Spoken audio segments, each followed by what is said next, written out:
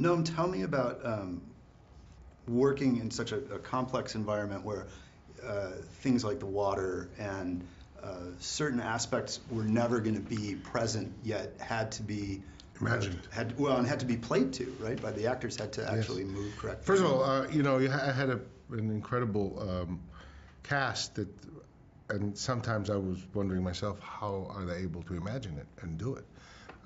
They're artists; they're able to do it, and that's what's so great.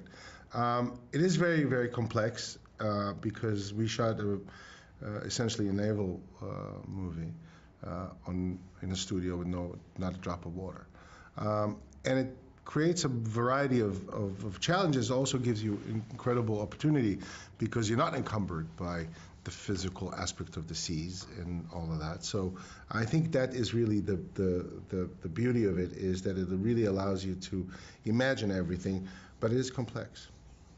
Kurt, is there a challenge in writing for something that's going to have to be put together in so many different stages?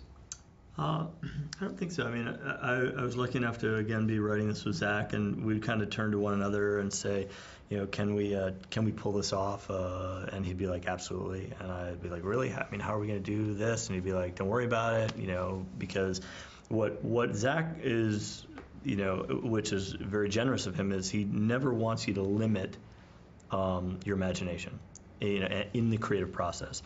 And if down the road, it's like, oh, the budget's going to limit that, or the time, or the schedule, or it's just maybe unworkable, then you may start tapering back, or kind of, creating the, funneling back some of your enthusiasm of like, okay, we're going to make this this spectacle. But really, Zach has always said, just put your foot on the floor and, the throttle wide open and just and go. And I think that what ends up happening is that if you get 50% of what you're trying for on the page, and I think that we've got well over 100% of what we're trying, is that you don't have a movie, you have an experience. You go in for 2 hours and walk out with a completely different, view of what just happened. It's good. One more question. I think I got time for one more.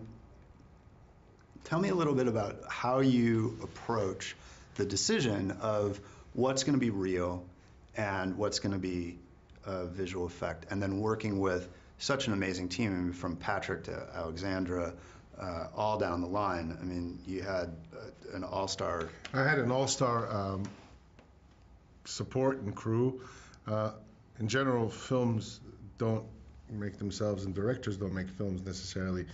Directors choose the right people to work with, and then they make it. So I had was humbled by a lot of it, just how great and knowledgeable and wonderful they were, and how committed. It's a huge commitment. The decisions that are made on a daily basis. I think that it's like anything else. You just start analyzing each one of these scenes and shots and understand per problem how to solve it. How much do you build? How much do you build in post? And the idea that you build is in modern filmmaking in many ways is not, even if you go, okay, I'm going to build it now, I still have to build it.